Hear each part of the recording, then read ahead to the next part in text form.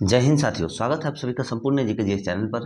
साथियों, अभी के क्लास में हम लोग देखेंगे बिहार एसएससी जो कि इंटर स्तरीय लेवल की भर्ती आई हुई है, जो कि बहुत ही ज़्यादा महत्वपूर्ण भर्ती अभी आई हुई है। आप लोगों को अगर जॉब लेना है तो ये एक बहुत सुनहरा मौका है सभी बच्चों को, बिहार के सभी बच्चों के लिए जॉब लेने के लिए। तो देखिए, अभी की जो बिहार एसएससी बीएससी का जो हम लोग तैयारी कर रहे हैं, जिस बुक का वो है रुक्मणी पब्लिकेशन का बुक है, जिसमें टोटल 24 सेट्स दिए गए हैं। टेस्ट सीरीज है विद डिस्कशन के साथ, हम लोग भी विद डिस्कशन के साथ इसको तैयारी करते हैं। और अभी तक हम लोगों ने 12 प्रैक्टिस सेट्स को कंप्लीट कर लिया है इस बुक का। तो 12 जो भी सेट्स बच्चे नहीं दिखे वो चैनल के प्लेलिस्ट में जाएं या फिर इस वीडियो के डिस्क्रिप्शन में जाएं, वहां पर सारा लिंक दे दिया गया है, सारा वीडियो अरेंज करके रखा गया है। जाएं और अपनी तैयारी को जीरो लेवल से एक अच्छे स्तर तक लेकर जाएं। और देखिए, अभी के क्लास में हम लोग देखेंगे 30 नंबर प्रैक्टिस है। और इस बुक से पहले हम लोगों ने एक वॉल्यूम 1 जिसमें टोटल क्वेश्चन बैंक था, जिसमें टोटल 12 सेट्स था, वो भी हम लोगों ने कंप्लीट कर लिया। तो जो भी बच्चे चैनल पर नए हैं, एक बार प्लेलिस्ट जरूर वॉच करें। देखिए, आप लोग को प्लेलिस्ट में बहुत सारा ऐसे ऐसे वीडियो अरेंज करके रखे गए हैं जो कि आप लोग के लिए बहुत एग्जाम के लिए बहुत ही ज़्यादा महत्वपूर्ण साबित होंगे। हमारे प्लेलिस्ट, आप लोग चैनल के प्लेलिस्ट में एक बार जरूर जाएं, आप लोग को बहुत सारे वीडियो वहाँ पर प्रोवाइड मिल जाएंगे। चलिए, तो अभी देखिए 30 नंबर प्रैक्टिस सेट आप आज के क्लास में हम लोग देखते हैं क्या कर रहा है। चलिए, तो आज का पहला क्वेश्चन क्या कर रहा है, देखिए। चुनाव के दौरान राजनीतिक दलों और उम्मीदवारों द्वारा अनुपालन किए जाने वाली आदर्श आचरण संहिता है। तो आप लोग का हो जाएगा लोक प्रतिनिधित्व अधिनियम 1951 में विनिष्ट। Option number D right answer हो जाएगा। लोक प्रतिनिधित्व अधिनियम 1951 में विनिर्दिष्ट जो है चुनाव के दौरान राजनीतिक दलों और उम्मीदवारों द्वारा अनुपालन किए जाने वाले एक आदर्श आचरण संहिता है। और आप लोग एक इंपॉर्टेंट टॉपिक याद रखिएगा कि जल प्रतिनिधि जो यहाँ पर होगा ना, कि जल प्रतिनिधि कानून जो है 1951 में संशोधन किया गया था। इसको याद रखिएगा, 1951 में ही जल प्रतिनिधि कानून भी संशोधन किया गया था। ठीक है, जल प्रतिनिधि कानून 1951 में ही संशोधन किया गया था। नेक्स्ट क्वेश्चन देखिए, 2 नंबर क्वेश्चन कर रहा है कि भारतीय संविधान अनुच्छेद 61 किससे संबंधित है। तो भारतीय संविधान अनुच्छेद 61 जो है वो राष्ट्रपति का महाभियोग से संबंधित है। Option number B right answer हो जाएगा। और राष्ट्रपति के विरुद्ध जो है महाभियोग संसद द्वारा चलाई जाने वाली एक आर्द्र न्यायिक प्रक्रिया है। ठीक है, राष्ट्रपति के विरुद्ध महाभियोग संसद द्वारा चलाई गई जो चलाई जाती है उनके उनके विरुद्ध में जो, तो उनको हम लोग कहते हैं अद्र न्यायिक प्रक्रिया है। ठीक है, उसको क्या कहते हैं, अद्र न्यायिक प्रक्रिया कहा जाता है। और महाभियोग का प्रस्ताव जो है संसद के किसी भी सदन में प्रस्तुत किया जा सकता है। महाभियोग का जो प्रस्ताव है वो संसद के किसी भी सदन में प्रस्तुत किया जा सकता है। इसको आप लोग याद रखिएगा। चलिए, नेक्स्ट क्वेश्चन देखिए, 3rd नंबर क्वेश्चन क्या कर रहा है। प्रथम प्रथम प्रधानमंत्री पंडित नेहरू ने कब नागौर राजस्थान में पहला ग्राम पंचायत का उद्घाटन किए थे। तो कब किए थे, तो 2 अक्टूबर 1959 में किए थे। देखिए किसमें है, हाँ ऑप्शन नंबर बी में दिया गया है, 2 अक्टूबर 1959। प्रथम प्रधानमंत्री पंडित जवाहरलाल नेहरू ने जो है 2 अक्टूबर 1959 को नागौर यानी कि राजस्थान में पहला ग्राम पंचायत का उद्घाटन किए थे। और भारतीय संविधान के अनुच्छेद 40 में ग्राम पंचायत के गठन संबंधी प्रावधानों को रखा गया है। ठीक है, भारतीय संविधान के अनुच्छेद 40 में ग्राम पंचायत में गठन संबंधी प्रावधान को रखा गया है। इसको आप लोग नोट करते रहिएगा, इंपॉर्टेंट पॉइंट्स आप सभी को बतलाते रहेंगे। चलिए, 4 नंबर क्वेश्चन देखिए। और टेलीग्राम से आप लोग जरूर जुड़ जाइएगा साथियों, वहाँ पर आप लोगों को फ्री पीडीएफ प्रोवाइड करा दिया जाएगा, वहाँ पर आप लोग अच्छे से और अपनी तैयारी को मजबूत बनाइएगा। देखिए, 4 नंबर क्वेश्चन का रहा है, गांधी जी ने किस एक्ट या अधिनियम के खिलाफ लड़ने और सत्याग्रह शुरू करने का फैसला किया था। तो कौन सा एक्ट था, तो सही एक्ट था आप लोगों का Rowlatt act 1919। Option number A right answer.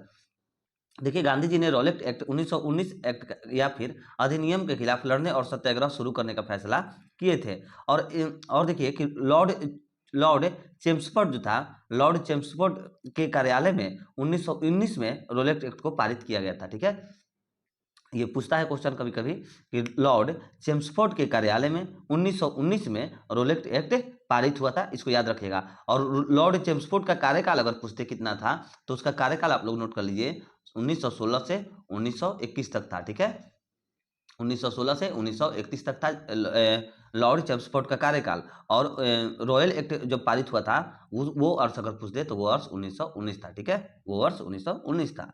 Next question देखिए, किस युद्ध के परिणाम स्वरूप जर्मनी इटली का एकीकरण पुण्य हुआ। तो किस युद्ध के, तो इसका सही आंसर हो जाएगा सूडान के युद्ध। Option number C right answer, Sudan के युद्ध 1870। ठीक है, सूडान के युद्ध 1870 के परिणाम स्वरूप जर्मनी और इटली का एकीकरण पुण्य हुआ था और इटली जर्मनी पर ऑस्ट्रिया का प्रभाव था। ठीक है, इटली और जर्मनी पर जो था ऑस्ट्रिया का प्रभाव था। नेक्स्ट क्वेश्चन देखिए, हिमाद्री नाम किसके लिए प्रयुक्त है? बहुत ज्यादा इंपॉर्टेंट क्वेश्चन है, कई बार पूछा हुआ क्वेश्चन है, ये बहुत बार ये क्वेश्चन पूछ चुका है एग्जाम्स में। हिमाद्री नाम किसके लिए प्रयुक्त होता है? तो ग्रेटर हिमालय के लिए हिमाद्री नाम प्रयुक्त होता है। Option number D right answer, greater Himalaya के लिए हिमाद्री नाम प्रयुक्त होता है। और हिमालय की सबसे ऊंची चोटी जो होती है वो माउंट एवरेस्ट है। ठीक है, हिमालय की सबसे ऊंची चोटी कौन है? माउंट एवरेस्ट है। और इसका अगर पूछ दे मीटर कितने में है, तो 8,848.86 मीटर होता है। ठीक है, इसकी चोटी। ठीक है, और देखिए, और आप लोग इंपॉर्टेंट पॉइंट नोट कर लीजिए कि हिमालय पर्वत की श्रृंखला जो है वो लगभग 2400 किलोमीटर लंबी होती है। हिमालय पर्वत की श्रृंखला लगभग लगभग 2400 मीटर हिमालय पर्वत की श्रृंखला लंबी होती है। और हिमालय की सबसे ऊंची चोटी अभी बताए माउंट एवरेस्ट है, जिसका अगर पूछते डिस्टेंस तो ये भी नोट कर लीजिए 8,848.86 मीटर। ठीक है, और विश्व की सबसे लंबी पर्वत श्रृंखला अगर पूछ दे तो आप लोग बताइएगा कि विश्व की सबसे लंबी श्रृंखला पर्वत एंडीज पर्वतमाला श्रृंखला है, जिसकी लंबाई कितनी है? तो 7,000। ठीक है 7,000 उसका डिस्टेंस हो जाएगा। 7,000 किलोमीटर में होगा, मीटर में नहीं, याद रखिएगा किलोमीटर में होगा। और यहाँ पर जो हम माउंट एवरेस्ट का बताया है वो मीटर में होगा। ठीक है, चलिए आगे देखिए नेक्स्ट क्वेश्चन, निम्नलिखित में से कौन सा कार्य आरबीआई का नहीं है? तो कौन सा कार्य जो है वो आरबीआई का नहीं है? तो इसका सही आंसर हो जाएगा रुपए के मूल्य का निर्धारण। Option number B right answer, रुपए का मूल्य का निर्धारण जो है आरबीआई का कार्य नहीं है। नेक्स्ट क्वेश्चन देखिए, निम्नलिखित में से कौन भारत में लोकतंत्र के लिए चुनौती है? तो कौन है? तो इसका सही आंसर आप लोगों का हो जाएगा कि राजनीतिक में धन का प्रयोग। ठीक है, राजनीति में धन का प्रयोग भारत में लोकतंत्र के लिए चुनौती यह है कि राजनीतिक में धन का प्रयोग। और विश्व का सबसे बड़ा लोकतंत्र अगर पूछते कौन से देश का है, तो याद रखिएगा कि हम लोग के भारत का ही है। विश्व में सब देखिए सॉरी जो है भारत जो है वो विश्व का सबसे बड़ा लोकतंत्र है, आप लोग इसको याद रखिएगा। 9 नंबर क्वेश्चन देखिए, निम्नलिखित में कौन सा भारत की सर्वाधिक ऊंचा पर्वत शिखर है? तो कौन सा भारत का सर्वाधिक ऊंचा पर्वत शिखर है? तो केटू हो जाएगा, option number A right answer. और केटू जो है ये पीओके के क्षेत्र में स्थित है, आप लोग इसको याद रखिएगा। मगर इसको भारत के सर्वाधिक ऊंची पर्वत शिखर कहा जाता है केटू को, मगर केटू है कहाँ पर अगर पूछ दे तो केटू जो है पीओके के क्षेत्र में स्थित है। और एक टॉपिक याद रखिएगा कि गाडविन ऑस्टिन यानी कि केटू, इसी को कहा जाता है, गाडविन ऑस्टिन को केटू कहा जाता है। और कि इसकी ऊंचाई कितनी है केटू की, तो आप लोग याद रखिएगा 8,611 मीटर है। ठीक है, 8,611 मीटर है। नेक्स्ट क्वेश्चन देखिए, 10 नंबर क्वेश्चन कर रहा है, विकास केंद्र उपागम की शुरुआत किस किस पंचवर्षीय योजना में की गई थी? विकास केंद्र उपागम की शुरुआत किस पंचवर्षीय योजना में की गई थी? तो आपका सही आंसर हो जाएगा चतुर्थ पंचवर्षीय योजना में की गई थी, चौथे में की गई थी, option number C right answer. और चतुर्थ पंचवर्षीय योजना में विकास जो है लगभग 5.7% था। ठीक है, लगभग 5.7% चौथे पंचवर्षीय योजना का विकास था। नेक्स्ट क्वेश्चन देखिए, 11 नंबर क्वेश्चन कर रहा है कि निम्नलिखित में से किसने कहा था महात्मा गांधी क्षणिक भूत की भांति धूल उठाते हैं लेकिन अस्तर नहीं? तो ये डॉक्टर बी.आर. अंबेडकर ने कहा था, option number D right answer. 14 अगस्त 1931 को मुंबई में महात्मा गांधी से वार्तालाप के दौरान डॉक्टर बी.आर. अंबेडकर ने कहा था कि इसके इतिहास बताता है कि महात्मा गांधी क्षणिक भूत की भांति धूल उठाते हैं लेकिन अस्तर नहीं उठाते हैं। तो इनको जवाब देते हुए गांधी जी ने यह कहा था उस वक्त कि गांधी मर सकते हैं मगर गांधीवादी नहीं मर सकते हैं। चलिए नेक्स्ट क्वेश्चन 12 नंबर क्वेश्चन देखिए, 1977 के चुनावों में जनता पार्टी का नारा था, क्या था? तो 1977 के चुनावों में जनता पार्टी का नारा था कि लोकतंत्र बचाओ, option number C right answer. और 25 जून 1975 यानी कि 25 जून 1975 को श्रीमती इंदिरा गांधी ने आंतरिक आपातकाल की घोषणा की थी, इसको याद रखिएगा, बहुत बार क्वेश्चन ये पूछ दिया है। ठीक है, कि 25 जून 1975 को श्रीमती इंदिरा गांधी ने आंतरिक आपातकाल की घोषणा की थी। नेक्स्ट क्वेश्चन देखिए, 30 नंबर क्वेश्चन क्या कह रहा है कि राज्यसभा धन विधेयक को कितने दिन तक अपने पास रोक सकती है? तो राज्यसभा जो है वो धन विधेयक को अपने पास 14 दिन तक के लिए रोक सकती है, option number D right answer हो जाएगा। बहुत ही ज्यादा इंपॉर्टेंट क्वेश्चन है बच्चे, याद रखिएगा।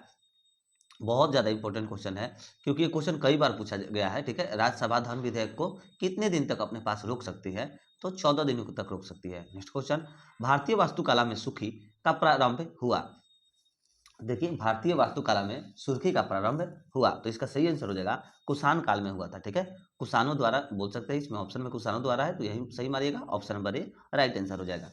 देखिए नेक्स्ट क्वेश्चन कर रहा है, निम्नलिखित में से कौन सा एक स्वरोजगार कार्यक्रम है? तो हो जाएगा आप लोगों का स्वर्ण जयंती ग्राम स्वरोजगार योजना। ये जो है एक स्वरोजगार कार्यक्रम है, option number C right answer हो जाएगा। और श्री अटल बिहारी वाजपेयी के द्वारा स्वर्ण जयंती ग्राम स्वरोजगार योजना जो है 1 अप्रैल 1999 में शुरू किया गया था। कब? डेट याद रखिएगा, 1 अप्रैल 1999 में इसको शुरू किया गया था। नेक्स्ट क्वेश्चन देखिए, अनुसूचित जाति के लिए लोकसभा की कितनी सीटें आरक्षित है? तो अनुसूचित जाति के लिए जो है लोकसभा की 84 सीटें आरक्षित है, option number C right answer.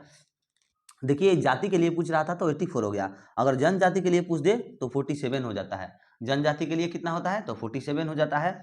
और लोकसभा के अधिनियम के तहत जो है कितने टोटल सदस्य होते हैं? तो 552 जो है लोकसभा के टोटल सदस्य होते हैं। ठीक है, लोकसभा में अधिकतम सबसे ज्यादा अगर सदस्य अगर पूछ दे कि कितने हो सकते हैं तो 552 हो सकते हैं। और अगर वर्तमान में अभी पूछ दे, ठीक है नोट कर लीजिए, नोट करते रहिए, 552 अधिकतम हो सकते हैं लोकसभा में सदस्य। और अभी वर्तमान में अगर पूछ दे कि अभी करंट में कितने हैं तो 543 है। कितने हैं? 543 अभी करंट में लोकसभा के सदस्य है। नेक्स्ट क्वेश्चन देखिए, 17 नंबर क्वेश्चन कर रहा है, भारत में कृषि जनन पदार्थों हेतु दिया जाने वाला श्रेणी मापदंड क्या है? तो इसका सही आंसर आप लोगों का हो जाएगा 1 मार्क है, option number A right answer. ठीक है, भारत में कृषि जनन पदार्थ हेतु दिए जाने वाला श्रेणी जो है मापदंड 1 मार्क है, option number A right answer. और केंद्रीय 1 मार्क प्रयोगशाला नागपुर में स्थित है। कहाँ स्थित है? तो केंद्रीय 1 मार्क प्रयोगशाला जो है यह नागपुर में स्थित है। नेक्स्ट क्वेश्चन देखिए, नेक्स्ट क्वेश्चन कर रहा है आप लोगों का 18 नंबर क्वेश्चन है कि भारतीय संविधान में मूल रूप से कितने मौलिक अधिकार प्रदान किए गए हैं? इंपॉर्टेंट क्वेश्चन है, पूछा हुआ क्वेश्चन है, आप लोग याद रखिएगा। भारतीय संविधान में मूल रूप से 7 मौलिक अधिकार प्रदान किए गए हैं, option number A right answer हो जाएगा। नेक्स्ट क्वेश्चन देखिए, निम्नलिखित कथनों पर विचार करना है। देखिए इन दोनों को कथन को सही पढ़ना है और क्या बतलाना है? असत्य बतलाना है कि कौन सा जो है यह गलत दिया गया है। ठीक है, तो चलिए इसको पहले पढ़ लीजिए। कह रहा है कि द्वितीय पंचवर्षीय योजना महान लोबिस के विचारों पर आधारित थी। ये तो सही दिया गया है। और देखिए, महान लोबिस ने कलकत्ता में भारतीय सांख्यिकी संस्थान की स्थापना की थी, जो तथा था वह सांख्य नामक एक जर्नल निकाल, तो ये भी सही है। ठीक है, तो देखिए इसका सही आंसर हो जाएगा, क्या पूछ रहा था? कथन असत्य है। लीजिए ये तो असत्य पूछ रहा था मगर दोनों सत्य है। देखिए डी नंबर में क्या दिया गया है, ना तो ए ना तो बी, हाँ यही होगा, ऑप्शन नंबर डी आपका राइट आंसर हो जाएगा। ठीक है, नेक्स्ट क्वेश्चन देखिए, अब आप लोग एक पॉइंट नोट कर लीजिएगा, इससे रिलेटेड ही पॉइंट है कि महान लोबिस को भारतीय योजना का निर्माता माना जाता है। ठीक है, महान लोबिस को भारतीय योजना का निर्माता माना जाता है इनको। ठीक है, महान लोबिस को। नेक्स्ट क्वेश्चन देखिए, 20 नंबर क्वेश्चन कर रहा है, सूचना का अधिकार एक कानून है जो लोगों को अनुमति प्रदान करता है। तो इसका सही आंसर हो जाएगा आप लोगों का सरकार क्या कर रही है, option number C right answer. सूचना का अधिकार एक कानून है जो लोगों को अनुमति प्रदान करता है कि सरकार क्या कर रही है। नेक्स्ट क्वेश्चन देखिए, 21 नंबर क्वेश्चन कर रहा है, बिहार के इतिहास पर प्रथम ग्रंथ में के रचनाकार थे। तो इसका सही आंसर हो जाएगा अली मोहम्मद शाह अजीमावादी थे। ठीक है, अली मोहम्मद शाह अजीमावादी थे, option number D right answer. Bihar के इतिहास पर प्रथम ग्रंथि के रचनाकार अली मोहम्मद शाह अजीमावादी थे। और 2 गज जमीन जो है वह अब्दुल समद द्वारा उर्दू भाषा में रचित प्रमुख एक क्या बोलते हैं, पुस्तक कह लीजिए या फिर कृति कह लीजिए, कुछ भी कहिए। ये जो है बहुत बार क्वेश्चन पूछा हुआ है, इसलिए बता दिए कि अब्दुल समद इनके द्वारा जो है 2 गज जमीन उर्दू भाषा में रचित एक पुस्तक थी। चलिए नेक्स्ट क्वेश्चन देखिए, 22 नंबर क्वेश्चन क्या कर रहा है कि कृषि उपजों के न्यूनतम समर्थित मूल्य यानी कि एमएसपी की संस्तुति किसके द्वारा की जाती है? तो इसका सही आंसर हो जाएगा आप लोगों का कि सीएससीपी के द्वारा की जाती है, option number A right answer हो जाएगा। देखिए, कृषि उपजों के न्यूनतम समर्थित मूल्य एमएसपी की संस्तुति जो है सीएससीपी द्वारा की जाती है, सीएससीपी के द्वारा की जाती है, ऑप्शन नंबर 1 राइट आंसर हो गया। और कृषि मूल्य आयोग का गठन जो है अगर पूछ दे कब हुआ था तो 1965 में हुआ था, याद रखिएगा, कृषि मूल्य आयोग का गठन 1965 में हुआ था, किया गया था। नेक्स्ट क्वेश्चन देखिए 23 नंबर क्वेश्चन कर रहा है कि निम्नलिखित में से कौन सा ऊर्जा का गैर परंपरागत स्रोत नहीं है, तो कोयला हो जाएगा। ये तो नॉर्मल ही है, बहुत बार पूछा हुआ क्वेश्चन है, आप लोग को मालूम होना चाहिए, इसलिए बोला कि क्वेश्चन बैंक जो पहले वाला हुआ है ना 12 क्वेश्चंस का 12 सेट्स का, आप लोग क्वेश्चन बैंक जरूर वॉच कीजिए, वहां से बहुत सारा आप लोगों को जानकारी मिल जाएगा। ठीक है, प्लेलिस्ट में सारा लिंक है, आप लोग जाइए वॉच करिए, देखिए बहुत अच्छा वहां पर क्लासेस लिया गया है। ठीक है, ऊर्जा का गैर परंपरागत स्रोत जो है कोयला नहीं है, option number B right answer हो जाएगा। नेक्स्ट क्वेश्चन देखिए 24 नंबर क्वेश्चन का रहा है कोंकण तट निम्न में किनके बीच स्थित है, तो कोंकण तट जो है वो निम्न में किनके बीच में स्थित है, तो इसका सही आंसर हो जाएगा गोवा तथा दमन, option number D right answer हो जाएगा। दमन और गोवा के बीच में जो है कोंकण तट स्थित है, option number D right answer हो गया। नेक्स्ट क्वेश्चन देखिए, और एक टॉपिक आप लोग याद रखिएगा कि कोंकण तट जो है पश्चिम घाटी में अवस्थित है। ठीक है, कोंकण तट अगर पूछते कि कहाँ पर ये स्थित है तो कोंकण तट जो है पश्चिम घाटी में अवस्थित है। नेक्स्ट क्वेश्चन 25 नंबर क्वेश्चन देखिए, संस्कृति और शिक्षा का अधिकार वर्णित है, संस्कृति और शिक्षा का जो अधिकार है वह वर्णित है, तो यह अनुच्छेद 29 और 30 में वर्णित है, option number B right answer हो जाएगा। संस्कृति और शिक्षा का अधिकार जो है अनुच्छेद 29 और 30 में वर्णित है। और आप लोग एक बहुत ही ज्यादा इंपॉर्टेंट टॉपिक अभी आप लोग को बता रहा है, नोट करिए, बहुत बार पूछा गया है कि भारतीय संविधान के भाग 3 में अनुच्छेद 12 से 35 तक जो है मौलिक अधिकार का प्रावधान है। और एक टॉपिक लिखिए कि भारतीय संविधान में मौलिक अधिकार अमेरिका के संविधान से लिया गया था। ठीक है, बहुत बार क्वेश्चन पूछता है कि कहाँ के संविधान से मौलिक अधिकार लिया गया था, तो अमेरिका हो जाएगा। ठीक है, ऑप्शन चलिए तो इसका आगे देखिए, अब नेक्स्ट क्वेश्चन क्या कह रहा है, सभी इंपॉर्टेंट टॉपिक्स को आप लोग नोट करते रहिएगा तो ही जाकर आप लोग का एग्जाम निकलेगा, ये ऐसा नहीं है कि सिर्फ आप लोग पढ़ते रहिए और निकल जाए ऐसे क्या होगा कि थोड़ा सा तैयारी कमजोर होता है, मगर आप लोग नोट्स बनाइएगा ना, जो भी हम टॉपिक बताते हैं इंपॉर्टेंट, थोड़ा सा वीडियो रुकिए फिर उसको नोट्स बना लीजिए, इससे क्या होता है ना कि आप लोगों का तैयारी जो है ना बहुत अच्छा हो जाता है, बहुत ही ज़्यादा मजबूत हो जाता है, 100% चांस रहता है कि आपका रिजल्ट आएगा ही आएगा। देखिए 26 नंबर क्वेश्चन कर रहा है, चेन्नई स्थित राष्ट्रीय महासागर प्रौद्योगिकी संस्थान द्वारा कहाँ एक हरित हरित स्वसंचालित अलवनीकरण संयंत्र पर कार्य कर रहा है, तो इसका सही आंसर हो जाएगा आप लोगों का Lakshadweep, option number B right answer. ठीक है, लक्षद्वीप हो जाएगा। देखिए चेन्नई स्थित राष्ट्रीय महासागर प्रौद्योगिकी संस्थान द्वारा लक्षद्वीप में एक हरित स्वसंचालित अलवनीकरण संयंत्र का कार्य कर रहा है, option number B right answer हो जाएगा लक्षद्वीप। नेक्स्ट क्वेश्चन देखिए 27 नंबर क्वेश्चन कर रहा है, लोकतांत्रिक सुधारों का संबंध होना चाहिए, तो लोकतांत्रिक सुधारों का जो संबंध है यह होना चाहिए, तो इसका सही आंसर आप लोगों का हो जाएगा सुशासन, option number A right answer हो जाएगा गुड गवर्नेंस। ठीक है, option number A right answer. लोकतांत्रिक सुधारों का संबंध जो है वह सुशासन यानी कि गुड गवर्नेंस होना चाहिए, option number A right answer हो गया। नेक्स्ट क्वेश्चन देखिए, नेक्स्ट क्वेश्चन कर रहा है, भारत में कहाँ झूम कृषि की जाती है, तो भारत में जो है वह उत्तर पूर्वी भारत में की जाती है। ठीक है, उत्तर पूर्वी भारत में जो है झूम कृषि की जाती है, option number B right answer हो गया। और झूम की खेती जो है पर्यावरण की दृष्टि से बहुत ही ज़्यादा हानिकारक होती है, इसको याद रखिएगा कि झूम की खेती जो है पर्यावरण की दृष्टि से बहुत ही ज़्यादा हानिकारक होती है।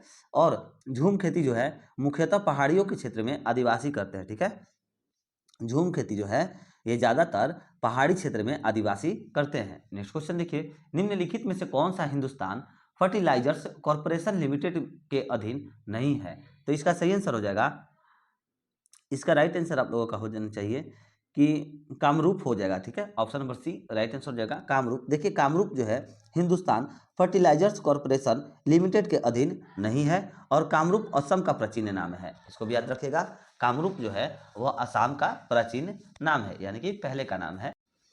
देखिए 30 नंबर क्वेश्चन कर रहा है, प्रमुख आगामी खेलों के आयोजन स्थल के संदर्भ में विमेरित यानी कि गलत विकल्प को चुनना है, तो गलत विकल्प इसमें से आप लोग का हो जाएगा एशियाई खेल 2026 में क्या दिया गया है, भारत। देखिए ऑप्शन नंबर डी जो है आप लोगों का गलत दिया गया है। ठीक है, गलत को चूज करना है ना, तो एशियाई खेल 2026 भारत जो है यह गलत दिया गया है, यह हो जाएगा आप लोगों का जापान। ठीक है, एशियाई खेल 2026 जो है यह नगोया जापान में आयोजित किया गया था, न कि भारत में, option number D right answer. Next question देखिए, निम्नलिखित में से निम्नलिखित में से जो है, थोड़ा सा इसको एडजस्ट कर लीजिए पहले। चलिए, बोला है निम्नलिखित में से कौन सरकार के तीसरे अंग के रूप में जाना जाता है? तो इसका सही आंसर आप लोगों का हो जाएगा सर्वोच्च न्यायालय, option number C right answer हो जाएगा। देखिए, सर्वोच्च न्यायालय को सरकार के तीसरे अंग के रूप में जाना जाता है और विधायिकी को लोकतंत्र का प्रथम अंग माना जाता है। ठीक है, विधायिका को जो है यह लोकतंत्र का प्रथम अंग माना जाता है और कार्यपालिका को लोकतंत्र का दूसरा अंग माना जाता है। और तीसरा अंग आप लोग का कौन हो गया? तो सर्वोच्च न्यायालय हो गया। और प्रेस जो है, प्रेस लोकतंत्र का चौथा अंग माना जाता है। ये चारों को याद रखिएगा आप लोग। ठीक है, पहला पर हो जाएगा आप लोगों का विधायिका, दूसरा पर कार्यपालिका, तीसरा पर सर्वोच्च न्यायालय, चौथा पर प्रेस। नेक्स्ट क्वेश्चन देखिए 32 नंबर, इंडिया डिवाइडेड पुस्तक के लेखक थे? तो इंडिया डिवाइडेड पुस्तक के लेखक डॉक्टर राजेंद्र प्रसाद थे, ऑप्शन नंबर डी में दिया गया, option number D right answer. India divided पुस्तक के लेखक डॉक्टर राजेंद्र प्रसाद थे और डॉक्टर राजेंद्र प्रसाद भारत के प्रथम राष्ट्रपति के पद पर 1950 से लेकर के 1962 तक रहे थे। ठीक है, डॉक्टर राजेंद्र प्रसाद भारत के प्रथम राष्ट्रपति के पद पर 1950 से 1962 तक थे और 1962 में इन्हें भारत रत्न से भी सम्मानित किया गया था। ये भी याद रखिएगा, 1962 में राजेंद्र प्रसाद को भारत रत्न से भी सम्मानित किया गया था। नेक्स्ट क्वेश्चन 33 नंबर क्वेश्चन कर रहा है, नदी जो दक्षिण भारत की गंगा के नाम से जानी जाती है वह क्या है? तो वह आप लोगों का हो जाएगा कावेरी है, option number D right answer. उसको क्या कहा जाता है? तो कावेरी कहा जाता है। कावेरी नदी को दक्षिण भारत की गंगा कहा जाता है। देखिए, यही कहा जाता है दक्षिण भारत की गंगा, तो कावेरी नदी को दक्षिण भारत की गंगा कहा जाता है, option number D right answer. Next question, राजनीतिक दलों को चिन्ह कौन वितरित करता है? तो इसका सही आंसर हो जाएगा राजनीतिक दलों को जो है चुनाव चिन्ह चुनाव आयोग वितरित करता है। ठीक है, चुनाव आयोग, option number A right answer हो जाएगा। और चुनाव आयोग एक संवैधानिक निकाय है, इसको भी याद रखिएगा, चुनाव आयोग एक संवैधानिक निकाय है। नेक्स्ट क्वेश्चन देखिए, लोकनायक जयप्रकाश के जीवन पर आधारित पुस्तक द ड्रीम ऑफ रेवोल्यूशन किसके द्वारा लिखा गया था? तो द ड्रीम ऑफ रेवोल्यूशन जो है वो किसके द्वारा लिखा गया था?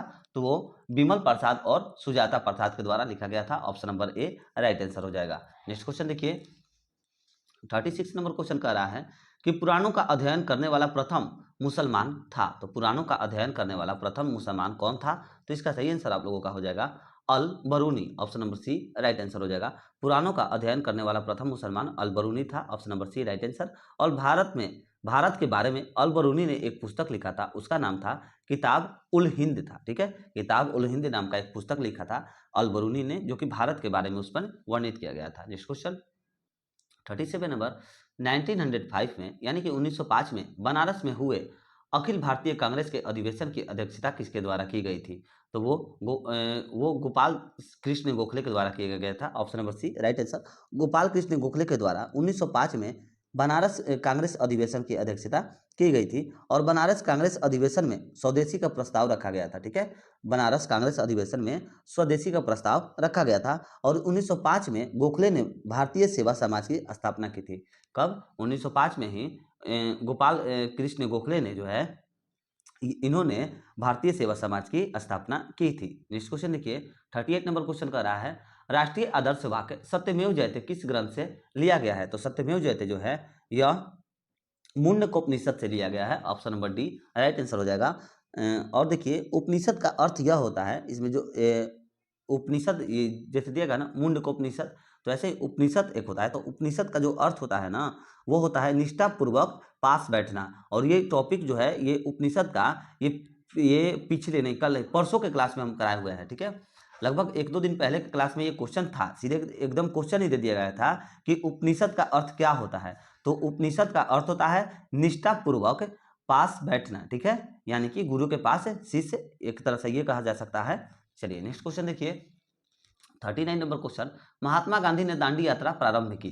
तो महात्मा गांधी ने दांडी यात्रा जो है 12 मार्च 1930 से शुरू किया था। ठीक है, option number C right answer. Mahatma Gandhi ने दांडी यात्रा जो है कब से प्रारंभ किया था? तो 12 मार्च 1930 से प्रारंभ किया था। नेक्स्ट क्वेश्चन देखिए, शैलकृत मंदिर है, तो शैलकृत जो मंदिर है यह एलोरा है, ऑप्शन नंबर शैलकृत मंदिर Ellora, option number B right answer हो जाएगा। शैलकृत मंदिर कैलाश मंदिर है जो कि एलोरा है। ठीक है, option number B right answer हो जाएगा। और एलोरा के कैलाश मंदिर का निर्माण जो है कृष्ण मौर्य ने कराया था। किसने कराया था? ये भी क्वेश्चन पूछा हुआ क्वेश्चन है, कृष्ण, ठीक है, कृष्ण वन ने, एलोरा, कृष्ण वन ने एलोरा के कैलाश मंदिर का निर्माण करवाया था। आप लोग इसको याद रखिएगा, कृष्ण वन ने एलोरा के कैलाश मंदिर का निर्माण करवाया था, क्योंकि ये क्वेश्चन बहुत बार पूछा हुआ क्वेश्चन है, इसलिए आप लोग को बता रहे हैं। नेक्स्ट क्वेश्चन देखिए, 41 नंबर क्वेश्चन कर रहा है कि भारत में राष्ट्रीय पर्यावरण इंजीनियरिंग शोध संस्थान स्थापित है, तो कहां पर है? तो इसका सही आंसर हो जाएगा नागपुर में, option number B right answer हो जाएगा। भारत में राष्ट्रीय पर्यावरण इंजीनियरिंग शोध संस्थान जो है नागपुर में स्थापित है, option number B right answer हो जाएगा। और भारत का प्रथम इंजीनियरिंग कॉलेज जो है रुड़की यानी कि उत्तराखंड में स्थापित किया गया है। भारत का प्रथम इंजीनियरिंग कॉलेज जो है वह रुड़की यानी कि उत्तराखंड में स्थापित किया गया है, इसको नोट कर लीजिए। भारत का प्रथम इंजीनियरिंग कॉलेज रुड़की यानी कि उत्तराखंड में स्थापित किया गया है। नेक्स्ट क्वेश्चन देखिए, भूमि के ऊपरी भाग में गहराई बढ़ने के साथ साथ तापमान में क्रमिक वृद्धि की दर लगभग डैश प्रति किलोमीटर कितनी होती है? तो कितने प्रति किलोमीटर होती है? तो इसका आप लोग का सही आंसर हो जाएगा 35 degree Celsius, option number B right answer, ठीक है। भूमि के ऊपरी भाग में, ठीक है, भूमि के ऊपरी भाग में गहराई बढ़ने के साथ साथ तापमान में क्रमिक वृद्धि की दर जो है वो लगभग 35% प्रति किलोमीटर होती है, ठीक है। भूमि के ऊपरी भाग में गहराई बढ़ने के साथ साथ तापमान में क्रमिक वृद्धि की दर लगभग 35 डिग्री सेल्सियस प्रति किलोमीटर होती है। और पृथ्वी के भीतर जो है 32 मीटर गहराई पर जो है तापमान हर एक 1 डिग्री सेल्सियस में वृद्धि हो जाती है। पृथ्वी के भीतर यानी कि पृथ्वी के अंदर जो है अगर आप लोग 32 मीटर की गहराई में जाइएगा तो तापमान जो है 1 डिग्री सेल्सियस में वृद्धि होते रहती है। और अगर पृथ्वी के ऊपर आप लोग जाइएगा, पृथ्वी के ऊपर भाग में वायुमंडल में, तो वायुमंडल में 165 मीटर ऊंचे जाने पर जो है 1 डिग्री सेल्सियस जो है कम हो जाती है। 165 मीटर ऊपर जाने पर 1 डिग्री सेल्सियस कम होती है, और भूमि के भीतर 32 मीटर की गहराई पर जाने पर 1 डिग्री सेल्सियस बढ़ जाती है। सारे टॉपिक्स को आप लोग नोट बनाते रहिए, बहुत ज्यादा इंपॉर्टेंट ये सब नोट्स हैं, ठीक है। नेक्स्ट क्वेश्चन देखिए, 43 नंबर क्वेश्चन का रहा है, बिहार राज्य में शहरीकरण की दर कितनी है? तो बिहार राज्य में शहरीकरण की दर 11.29% है, option number C right answer. और ये आप लोग याद रखिएगा कि ये जो रिपोर्ट है ना, ये रिपोर्ट जनगणना 2011 का हुआ था ना, उसके रिपोर्ट पर ये सब क्वेश्चन पूछता है, ठीक है। आप लोग को बता दिया, अगर यहाँ पर दे देगा कि 2011 के जनगणना के अनुसार अगर पूछ दिया कि बिहार राज्य में शहरीकरण की दर कितनी है, तो यही आंसर होगा 11.29%, option number C right answer. ये तो हो गया आप लोग का बिहार का। अगर देश में पूछ दे, देश में शहरीकरण का प्रतिशत कितना है, तो 31.2 है। कितना है? 31.2% देश में शहरीकरण का प्रतिशत है। चलिए नेक्स्ट क्वेश्चन, 44 नंबर क्वेश्चन देख लीजिए क्या कहता है। 44 नंबर क्वेश्चन कह रहा है कि सितंबर 2023 तक भारत में कुल कितने विश्व विरासत स्थल को यूनेस्को द्वारा सूची में शामिल किया गया है? तो इसका सही आंसर हो जाएगा 42, option number C right answer 42। सितंबर 2023 तक भारत में कुल 42 विश्व विरासत स्थल को यूनेस्को द्वारा सूची में शामिल किया गया है। नेक्स्ट क्वेश्चन देखिए, 45 नंबर, वर्तमान में कितने राष्ट्रीय दल का दर्जा प्राप्त पार्टियां हैं? तो इसका सही आंसर हो जाएगा 6, option number A right answer. देखिए वर्तमान में 6 राष्ट्रीय दल का दर्जा जो है प्राप्त पार्टियां है, और उन सभी का नाम आप लोग नोट करिए कि पहला नंबर पर भारतीय राष्ट्रीय कांग्रेस, दूसरा भारतीय जनता पार्टी, तीसरा बहुजन समाज पार्टी, चौथा भारतीय कम्युनिस्ट पार्टी, पांचवा नेशनल पीपुल्स पार्टी, छठा आम आदमी पार्टी। चलिए नेक्स्ट क्वेश्चन देखिए, और आप लोग टॉपिक याद रखिएगा, आम आदमी पार्टी से रिलेटेड टॉपिक है कि हाल ही में माने कि अभी कुछ ही दिन पहले 10 अप्रैल 2023 को जो है आम आदमी पार्टी को राष्ट्रीय दल का दर्जा दिया गया है। ये राष्ट्रीय दल का दर्जा में आम आदमी पार्टी को कब दर्जा दिया गया है? तो 10 अप्रैल 2023 को। अभी करेंट का है, इसीलिए ये क्वेश्चन पूछ सकता है, ठीक है, कि आम आदमी पार्टी को राष्ट्रीय दल का दर्जा कब दिया गया है? तो 10 अप्रैल 2023 को दिया गया है। नेक्स्ट क्वेश्चन देखिए कि निम्नलिखित देशों के राजधानी का विलयन विकल्प को चुने, ठीक है, निम्नलिखित देशों के राजधानी का विलयन विकल्प को चुने। तो इसका राइट आंसर हो जाएगा आप लोगों का कि ऑस्ट्रेलिया, स्वीडन, ठीक है। विलयन मतलब हम आपको ऊपर ही बताया ना कि गलत होता है, बहुत सारे बच्चे इसमें कंफ्यूजन हो जाते हैं, तो आप लोग याद रखिएगा ऑस्ट्रेलिया का राजधानी जो है यह सिडनी नहीं होता है, यह गलत दिया गया है। ऑस्ट्रेलिया की जो राजधानी होती है वह कैनबरा है, और सिडनी जो है यह बस ऑस्ट्रेलिया का एक सबसे बड़ा शहर है। ऑस्ट्रेलिया का सबसे बड़ा शहर सिडनी है, मगर ऑस्ट्रेलिया का जो राजधानी है वह कैनबरा होता है। यहाँ पर गलत दिया गया सिडनी, और बिले में यानी कि गलत पूछ रहा था, इसलिए ऑप्शन है राइट आंसर। नेक्स्ट क्वेश्चन देखिए, हाल ही में मुंबई में जलवायु परिवर्तन से निपटने के लिए एक विशेष पद्धति वाला मायावाकी मायावाकी वृक्षारोपण पद्धति को अपनाया गया है? यह मायावाकी वृक्षारोपण पद्धति का तकनीक किस देश से संबंधित है? तो किस देश से ये तकनीक संबंधित है? तो ये हो जाएगा जापान से, option number C right answer, Japan से। नेक्स्ट क्वेश्चन देखिए, प्रसिद्ध त्वांग मठ निम्नलिखित में से किस राज्य में स्थित है? तो किस राज्य में स्थित है? तो यह अरुणाचल प्रदेश में स्थित है, option number D right answer. प्रसिद्ध त्वांग मठ जो है यह अरुणाचल प्रदेश राज्य में स्थित है, option number D right answer हो जाएगा। और त्वांग मठ जो है यह बौद्ध मठ को त्वांग मठ जो है यह एक बौद्ध मठ है जो कि भारत का सबसे बड़ा मठ है, ठीक है। त्वांग मठ बौद्ध मठ है जो कि भारत का सबसे बड़ा मठ है। और त्वांग मठ का निर्माण जो है वह 1680 से 81 में हुआ था, ठीक है। त्वांग मठ का निर्माण 1680 से 81 में हुआ था। नेक्स्ट क्वेश्चन देखिए, 49 नंबर क्वेश्चन कर रहा है, 1591 में अकबर के प्रसिद्ध सेनाध्यक्ष राजा मानसिंह ने निम्नलिखित में से किस जनजाति को हराया था? तो किस जनजाति को हराए थे? तो इसका सही आंसर हो जाएगा चेरो को, option number C right answer हो जाएगा। 1591 में अकबर के प्रसिद्ध सेनाध्यक्ष राजा मानसिंह ने चेरो जनजाति को हराए थे और बिहार और झारखंड के कई इलाकों में 12वीं सदी में चेरो जनजाति का उदय हुआ था। बिहार और झारखंड के कई इलाकों में 12वीं सदी, याद रखिएगा किस सदी? तो 12वीं सदी में चेरो जनजाति का उदय हुआ था। नेक्स्ट क्वेश्चन देखिए, समप्राय यानी कि पेनेप्लान मैदान संबंधित है, तो इसका सही आंसर हो जाएगा आप लोगों का किससे संबंधित है? तो नदी से संबंधित है, option number C right answer. समप्राय मैदान जो है यह इसका निर्माण जो है नदी द्वारा होता है। समप्राय मैदान का निर्माण किससे होता है? तो नदी के द्वारा होता है, option number C right answer. Next question, गतिशील विद्युत, ठीक है, गतिशील विद्युत आवेश पैदा करता है, तो गतिशील विद्युत जो है यह चुंबकीय क्षेत्र पैदा करता है, option number A right answer हो जाएगा। गतिशील विद्युत आवेश चुंबकीय क्षेत्र पैदा करता है। और चुंबक लोहे को अपनी ओर आकर्षित करता है, इस गुण को क्या कहा जाता है? बहुत बार कुछ दिया गया है। चुंबक जो है लोहे को अपनी ओर आकर्षित करता है, इस गुण को क्या कहा जाता है? तो चुंबकत्व कहा जाता है। क्या कहा जाता है? चुंबकत्व कहा जाता है। नेक्स्ट क्वेश्चन देखिए, 52 नंबर क्वेश्चन कर रहा है कि निम्न जीवाणुओं को उनके रोग के साथ सुमेलित करें और सही विकल्प चुने। तो सही विकल्प चुनना है सुमेलित कर करके। तो देखिए इसमें क्या सही हो जाएगा आप लोगों का, मैच कर लीजिए, मैच करने के बाद ही समझ में आएगा। तो देखिए पहला जो है पहले नंबर का हो जाएगा आप लोग का तीसरा, ठीक है। देखिए यहाँ पर बी नंबर जो है टाइपिंग एरर के चलते इस साइड दे दिया है, कोई बात नहीं, ये याद रखिएगा, बी नंबर ऐसे दिया गया है, एथ्रोकस ऐसे दिया गया है। देखिए पहले नंबर का हो जाएगा सिफिलिस, ठीक है, पहला। दूसरे नंबर पर आप लोगों का हो जाएगा प्लेग, ठीक है। तीसरे नंबर पर हो जाएगा बैसिलस एथ्रोसिस का आप लोगों का हो जाएगा क्या? तो हाँ सामने ही एकदम ये हो जाएगा एथ्रिकस तीसरे नंबर पर। और चौथे नंबर पर हो जाएगा आपका कॉलेरा, ठीक है। तो देखिए क्या आंसर हो गया? 3 1 2 4, 3 1 2 4 हो गया आप लोगों का राइट आंसर। तो आइए देखिए 3 1 2 4 किस में दिया गया है? देखिए ऑप्शन नंबर बी में दिया गया है, 3 1 2 4 सही आंसर हो गया। नेक्स्ट क्वेश्चन देखिए, परावर्तित प्रकाश में ऊर्जा, परावर्तित प्रकाश में ऊर्जा, तो इसका सही आंसर हो जाएगा कोण पर निर्भर नहीं करती है, ठीक है। आपतन कोण पर निर्भर नहीं करती है, option number A right answer हो जाएगा। देखिए परावर्तित प्रकाश में ऊर्जा जो है आपतन कोण पर निर्भर नहीं करती है। और प्रकाश एक प्रकार की ऊर्जा है जो विद्युतीय चुंबकीय तरंगों के रूप में संचालित होता है। प्रकाश जो है यह एक प्रकार की ऊर्जा है जो विद्युत चुंबकीय तरंगों के रूप में संचालित होता है। नेक्स्ट क्वेश्चन 54 नंबर क्वेश्चन देखिए, पादपों के मूल्य रोमों द्वारा जल जिस प्रक्रिया से अवशोषित किया जाता है वह क्या कहा जाता है? तो इसका सही आंसर हो जाएगा परासरण कहा जाता है, ठीक है।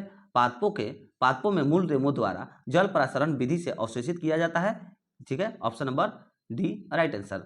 और लवक केवल पादप कोशिका में पाए जाते हैं, लवक जो है केवल पादप कोशिका में पाए जाते हैं, इसको याद रखिएगा। नेक्स्ट क्वेश्चन 55 नंबर क्वेश्चन कर रहा है, निम्नलिखित में से किस कारण से वनों के विशाल क्षेत्र रखने की आवश्यकता है? ठीक है, निम्नलिखित में से किस कारण से वनों के विशाल क्षेत्र रखने की आवश्यकता है? तो इसका सही आंसर हो जाएगा भूवैज्ञानिक संतुलन के क्षेत्र, ठीक है। भूवैज्ञानिक संतुलन के क्षेत्र जो है वनों के विशाल क्षेत्र रखने की आवश्यकता है, option number D right answer. और वन को धरती का पुत्र कहा जाता है, आप लोग इसको याद रखिएगा, वन को जो है धरती का पुत्र कहा जाता है। और वन की अधिक रोपण जो है पर्यावरण की दृष्टि से बहुत ही ज्यादा अच्छा होता है, वन की अधिक रोपण पर्यावरण की दृष्टि से बहुत ही ज्यादा अच्छा होता है। नेक्स्ट क्वेश्चन देखिए 56 नंबर क्वेश्चन क्या कह रहा है, वनस्पति तलों को संतुलित, ठीक है, संतुलित वसाओं में परिवर्तित करने के लिए किस गैस का प्रयोग किया जाता है? तो H2 का प्रयोग किया जाता है, option number A right answer हो जाएगा। नेक्स्ट क्वेश्चन देखिए यदि निर्वात में प्रकाश का वेग c हो, देखिए ये सब आप लोगों को सॉल्व खुद से करना पड़ेगा। अगर आप लोग से नहीं होता है तो आप लोग टेलीग्राम पर ज्वाइन कर जाइए और वहां पर आप लोग हमको मैसेज करिए कि सर ये सेट का ये क्वेश्चन हमको चाहिए, थोड़ा सा आप इसको सॉल्व करके बता दीजिए। हम आप लोग के लिए सॉल्व करके अच्छे से कॉपी कलम पर और आप लोगों को अच्छे से बतला देंगे, टेलीग्राम पर आप लोगों को प्रोवाइड करा देंगे। तो इसका देखिए राइट आंसर हो जाएगा option number B. Next question देख लीजिए, 58 नंबर क्वेश्चन है, ब्लीचिंग पाउडर का रासायनिक नाम है। देखिए इंपॉर्टेंट क्वेश्चन है, बहुत बार पूछा हुआ क्वेश्चन है, ठीक है। ब्लीचिंग पाउडर का रासायनिक नाम है, तो क्या हो जाएगा इसका रासायनिक नाम ब्लीचिंग पाउडर का? तो इसका सही आंसर हो जाएगा calcium hypochloride, option number B right answer. Bleaching powder का रासायनिक नाम कैल्शियम हाइपोक्लोराइड है, option number B right answer हो जाएगा। नेक्स्ट क्वेश्चन देखिए, प्रकाश किरण पुंज जो अत्यंत दिशिक हो वो कहलाती है, तो क्या कहलाती है? तो लेजर कहलाती है, option number D right answer. प्रकाश किरण पुंज जो अत्यंत दिशिक हो वह लेजर कहलाती है, option number D right answer. Next question देखिए, 60 नंबर क्वेश्चन कर रहा है, निम्नलिखित में कौन द्वितीयक प्रदूषक है? देखिए बहुत ही ज्यादा इंपॉर्टेंट क्वेश्चन है, PYQ है, पहले पूछा हुआ क्वेश्चन है, याद रखिएगा। निम्नलिखित में से कौन द्वितीयक प्रदूषक है? तो स्मॉग हो जाएगा, option number A right answer. Smog द्वितीयक प्रदूषक है। और प्राथमिक प्रदूषक में आखिर क्या हो जाएगा? ये तो द्वितीय हो गया, मगर प्राथमिक में अगर पूछ दे क्या हो जाएगा, तो ज्वालामुखी विस्फोट से जो राख निकलता है वो carbon monoxide, sulphur dioxide, nitrogen oxide, carbon dioxide, ये सब प्राथमिक प्रदूषक है। और द्वितीय में आप लोगों का हो जाएगा कोहरा, जमीनी स्तर पर ओजोन और या फिर स्मॉग, ये सब चीज हो जाता है। नेक्स्ट क्वेश्चन देखिए, 61 नंबर क्वेश्चन क्या कर रहा है आप लोगों का, तो निम्नलिखित को सुमेलित करें। इन सभी को सुमेलित करके क्या बताना है? राइट आंसर बताना है। तो इसका देखिए सही सुमेलित करिए धड़ाधड़। देखिए राइट आंसर क्या हो जाएगा, तो देखिए पहला का हो जाएगा आप लोगों का, दूसरा नंबर चावल, दूधर मांस का हो जाना चाहिए मछली, ठीक है। पहला ये, दूसरा ये, वसा और शर्करा दिया गया ना, तो इसका हो जाएगा घी, ठीक है। तीसरा और लास्ट का तो आप लोग सीधे चले जाइए चौथा। चलिए 2 3 4 1, 2 3 4 1 इसका राइट आंसर हो गया। देखिए ऑप्शन नंबर सी में दिया गया है 2 3 4 1, option number C right answer हो गया। नेक्स्ट क्वेश्चन देखिए, निम्नलिखित में से किस युग्म में खुला परिसंचरण तंत्र पाया जाता है? तो किस युग्म में पाया जाता है? तो इसका सही आंसर हो जाएगा कि कॉकरोच और silver fish, option number C right answer. Cockroach और सिल्वर फिश में खुला परिसंचरण तंत्र जो है पाया जाता है। और कॉकरोच के हृदय में 13 कक्ष होते हैं। कॉकरोच के हृदय में 13 कक्ष होते हैं, आप लोग इसको याद रखिएगा, बहुत ज्यादा इंपॉर्टेंट टॉपिक है ये। नेक्स्ट क्वेश्चन देखिए, क्रॉस लिंक्ड जो है यह पॉलीमर का उदाहरण है, तो बेकेलाइट का हो जाएगा, option number D right answer. Bakelite जो है क्रॉस लिंक्ड पॉलीमर का उदाहरण है। नेक्स्ट क्वेश्चन देखिए, किसी विलगित परमाणु के नाभिक के केंद्र और ब्राह्मतम कोष के बीच की दूरी को क्या कहा जाता है? तो इसके दूरी को जो है परमाणु का आकार कहा जाता है, option number B right answer हो जाएगा। किसी विलगित परमाणु के नाभिक के केंद्र और ब्राह्मतम कोशी के बीच की दूरी को जो है परमाणु का आकार कहा जाता है, option number B right answer. Next question, ग्रहों की गति के नियम प्रतिपादन किए गए थे, तो ग्रहों की गति के नियम प्रतिपादन जो है किए गए थे, तो इसका सही आंसर हो जाएगा केपलर के द्वारा किए गए थे। और प्रत्येक ग्रह जो है, याद रखिएगा कि प्रत्येक ग्रह यानी कि हर ग्रह, सभी ग्रह जो हैं सूर्य के चारों ओर दीर्घ वृत्ताकार कक्षा में परिक्रमा करते रहती हैं। नेक्स्ट क्वेश्चन देखिए, कृष्ण रोग उत्पन्न होता है, कृष्ण हो जाएगा, कृष्ण रोग जो है उत्पन्न होता है, तो इसका सही आंसर आप लोगों का हो जाएगा जीवाणु के द्वारा उत्पन्न होता है। और कृष्ण रोग जो है यह तंत्रिका तंत्र एवं त्वचा से को प्रभावित करता है, ठीक है। कृष्ण रोग जो है तंत्रिका तंत्र और त्वचा को प्रभावित करता है। नेक्स्ट क्वेश्चन देखिए, 67 नंबर क्वेश्चन कर रहा है, अम्ल वसा के लिए उत्तरदायी गैसीय प्रदूषक है। तो अम्ल वसा के लिए उत्तरदायी जो है यह गैसीय प्रदूषक क्या हो जाएगा आप लोगों का? तो सल्फर डाइऑक्साइड हो जाएगा, ऑप्शन नंबर डी में दिया गया है, सल्फर डाइऑक्साइड आपका राइट आंसर हो जाएगा। अम्ल वर्षा के लिए उत्तरदायी गैसीय प्रदूषक जो है सल्फर डाइऑक्साइड है, option number D right answer. Next question देखिए, जीन द्वारा नियंत्रित होता है, तो जीन के द्वारा जो नियंत्रित होता है अनुवांशिकता, न कि प्रोटीन संश्लेषण, ठीक है। जीन द्वारा अनुवांशिकता नियंत्रित होता है, प्रोटीन जो है प्रोटीन संश्लेषण नहीं होता है, option number A right answer. Next question देखिए, निम्नलिखित में से कौन सी गैस वायुमंडलीय प्रदूषक है? तो कौन सी गैस वायुमंडलीय प्रदूषक है? तो इसका सही आंसर हो जाएगा आप लोगों का हाँ सल्फर डाइऑक्साइड होगा, ठीक है। सल्फर डाइऑक्साइड जो है वायुमंडलीय प्रदूषक है, option number C right answer. और वायुमंडल में लगभग 78% नाइट्रोजन होता है, याद रखिएगा। वायुमंडल में लगभग 78% नाइट्रोजन, 21% ऑक्सीजन, ठीक है, 21% ऑक्सीजन। और लास्ट में आप लोग का क्या बच रहा है कि जो कार्बन डाइऑक्साइड है यानी कि CO2 जो है 0.3% होता है वायुमंडल में, 0.03% वायुमंडल में होता है। ठीक है, चलिए नेक्स्ट क्वेश्चन देखिए, सभी का आप लोग नोट किए ना, नोट कर लीजिए फिर से।